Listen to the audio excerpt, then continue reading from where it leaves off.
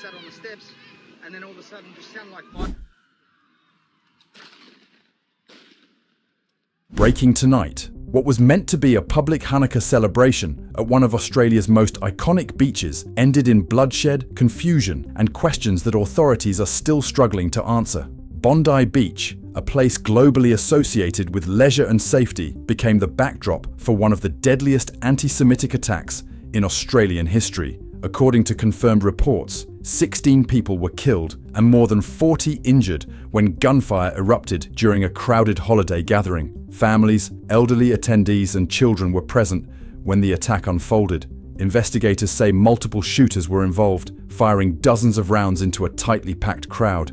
The scale of violence was immediate and overwhelming. Eyewitness footage, much of it circulating within minutes on social platforms, shows chaos rather than clarity. People fleeing in different directions, others frozen, filming instead of running. Emergency sirens competing with screams. And amid the noise, a disturbing realization. No immediate containment, no instant sense of control. One of the confirmed victims was Alex Klayman, a Holocaust survivor who had endured Siberian labor camps as a child and later rebuilt his life in Australia. He was reportedly shielding his wife during the attack. Married for 57 years with children and grandchildren, Klayman survived history's darkest chapter, only to be killed decades later on a public beach during a religious celebration. Australia is home to one of the largest Holocaust survivor populations outside Israel. That context has amplified the shock. This was not just an attack on individuals. It struck a community already carrying generational trauma. Authorities have avoided early conclusions about motive.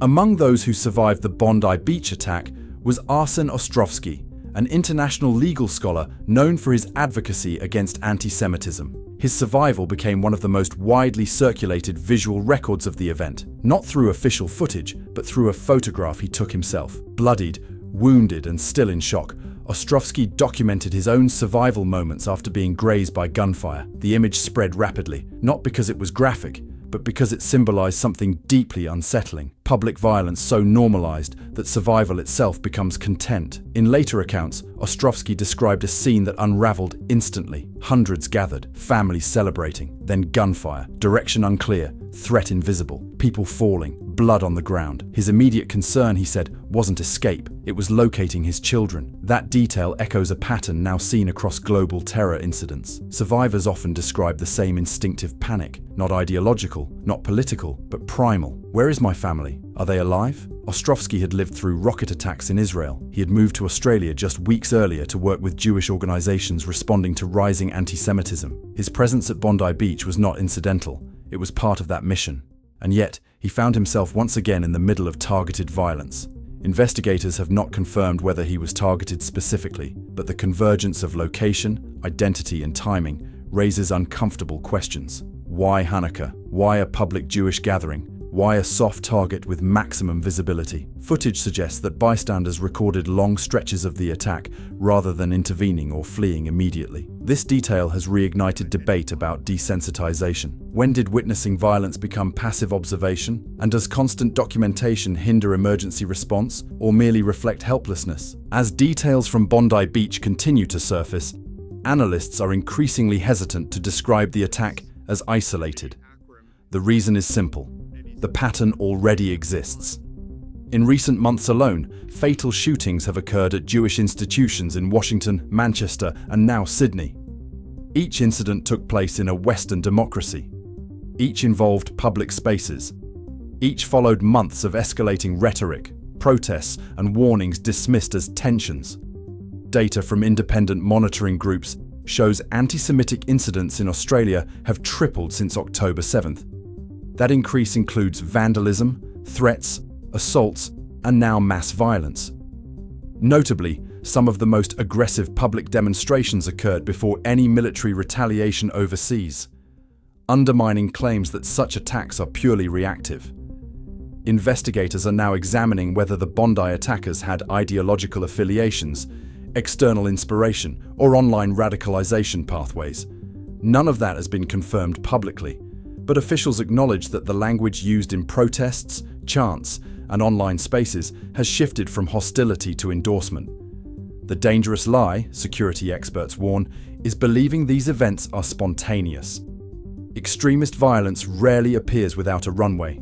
It builds through normalization, silence, and repetition.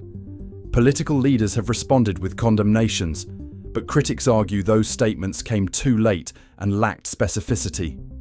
Strong words, they say, mean little without policy enforcement, intelligence coordination, and visible deterrence. Some officials privately acknowledge concern that public order is eroding faster than institutions can respond. Others worry that acknowledging ideological drivers risks political backlash.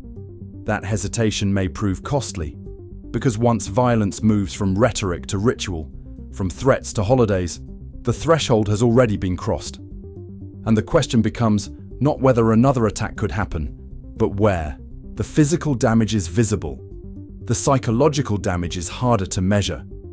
Families are asking whether public celebrations are still safe, whether synagogues need more guards, whether visibility itself has become a risk. And the most chilling question of all is being whispered, not shouted. If this can happen here, on an open beach, during a religious festival, where exactly is safe now? When fear becomes normalized, something fundamental has already shifted. In the aftermath of the Bondi Beach attack, renewed attention has turned to earlier warnings issued by international leaders and security analysts. Among them, a letter sent months earlier to Australian leadership, cautioning that political messaging could unintentionally embolden extremist sentiment. That warning, now circulating widely, accused policymakers of failing to confront rising anti-Semitism decisively. At the time, it was dismissed as alarmist. Today, critics say it reads more like a forecast. Behind closed doors, officials reportedly debated whether stronger action would inflame tensions further. Publicly, the strategy emphasized resilience, dialogue, and community engagement. But resilience is not prevention, and dialogue does not stop bullets. Sources within law enforcement now admit that threat assessments underestimated escalation risk at public religious gatherings. Protective measures were not elevated. Intelligence warnings were fragmented. No single agency saw the full picture. That failure has reignited debate over whether Western governments are equipped to confront ideologically driven violence without political paralysis. There is also growing scrutiny of how rapidly extremist narratives travel across borders. What begins as chance in one country becomes justification elsewhere. The digital ecosystem ensures no incident remains local. Bondi Beach may have been thousands of miles from previous attacks, but ideologically investigators say it was much closer. And that proximity raises an uncomfortable question for governments everywhere. Are they reacting to incidents or allowing patterns to form unchecked? This story isn't just about Bondi Beach. It's about what happens next and what doesn't. Will there be accountability or just statements? Action or just sympathy? Condemnation or careful silence? Because history shows that unanswered violence has a way of repeating itself. And until leaders confront that reality head-on, communities will continue asking the same unresolved question. Who is actually responsible for ensuring this never happens again? Bondi Beach will reopen. The sand will be cleaned. The headlines will fade. But something irreversible has shifted. For Jewish communities worldwide, the attack landed not as shock, but as confirmation. Confirmation that visibility carries risk, that holidays are no longer neutral, that Western safety guarantees are conditional. For policymakers, the incident represents a test. Will this be treated as a singular tragedy, or as evidence of a broader security failure requiring systemic change? For the public, the questions are simpler and more unsettling. If violence can erupt without warning in places designed for openness, what does preparedness look like now? The most dangerous phase after an attack is normalization, when outrage gives way to fatigue, when prevention becomes secondary to messaging. Bondi Beach is now part of a growing list of locations that were never supposed to be remembered this way. And the final question remains unanswered. Was this the breaking point? Or just another warning already fading from view? If this story continues to develop, it won't be because of speculation, but because reality demands attention. Stay watching.